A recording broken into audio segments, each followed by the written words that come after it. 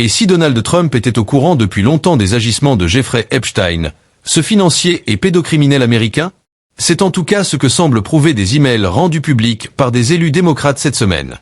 Alors, que faut-il savoir de ces emails? Que disent-ils précisément? Et comment a réagi Donald Trump? Salut, c'est Hugo. J'espère que vous allez bien. Et c'est donc le sujet à la une de ces actualités du jour. Alors, on en a déjà pas mal parlé dans ce format. Jeffrey Epstein, c'était donc un financier américain très influent, accusé d'avoir mis en place entre 2002 et 2005 au moins un grand réseau d'exploitation sexuelle de jeunes filles mineures. Concrètement, il faisait venir des jeunes filles dans ses résidences pour les contraindre à des actes sexuels rémunérés, ce qui constituait l'échanger entre Jeffrey Epstein et certains de ses amis ont été révélés ce mercredi par des élus démocrates. Donc, on parle là d'élus du camp de l'ex-président Joe Biden, et plus précisément, ça a été révélé par des membres démocrates de la commission de surveillance à la Chambre des représentants, l'équivalent donc de l'Assemblée nationale en France. Or, ces emails semblent prouver, à minima, que Donald Trump a menti sur ce qu'il savait réellement des agissements de Jeffrey Epstein. Il faut savoir que le président des États-Unis a toujours démenti avoir eu connaissance des activités criminelles du financier. Et pourtant, les deux personnalités étaient réputées comme proches avant que leur relation ne se tende dans les années 2000. Et donc, que disent ces emails?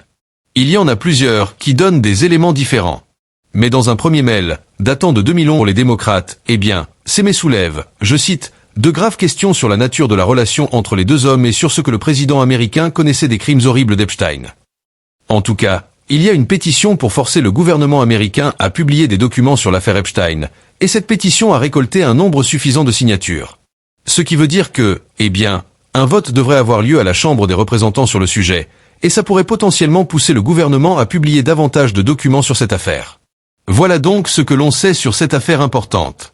Pour tous les nouveaux, je rappelle que vous pouvez retrouver ce format d'actu du jour, mais aussi des actualités culturelles ou encore toutes nos interviews.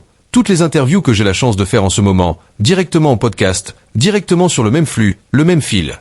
Vous tapez Hugo Décrypte sur Spotify, Apple Podcast ou autre, vous vous abonnez en un clic, et comme ça vous recevez l'essentiel de l'actualité.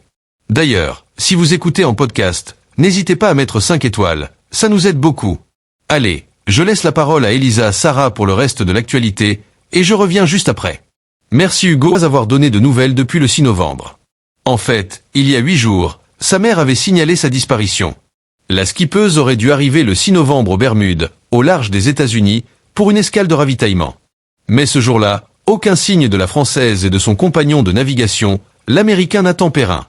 Le dernier message du skipper indiquait qu'ils se trouvaient à 16 heures des Bermudes et qu'ils avaient besoin de carburant.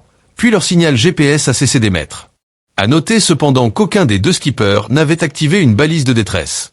Le signalement de la mère de Marie Descoubes avait fait le tour des médias. Ce que la navigatrice a découvert en mettant finalement pied à terre à Porto Rico ce vendredi. Dans un message publié sur Facebook, elle raconte qu'à cause des vents contraires, il devenait difficile d'atteindre les Bermudes et qu'ils ont donc continué directement vers Porto Rico. La navigatrice s'est également excusée pour l'inquiétude causée malgré elle et poursuit son tour du monde. Merci beaucoup Elisa pour ces actualités. Alors, je le disais, pour suivre nos interviews et nos actualités culturelles, rendez-vous directement en podcast. Vous tapez Hugo Décrypte sur votre appli et vous allez pouvoir le retrouver. Prenez soin de vous, prenez soin de vos proches, et puis on se dit à demain pour une nouvelle vidéo.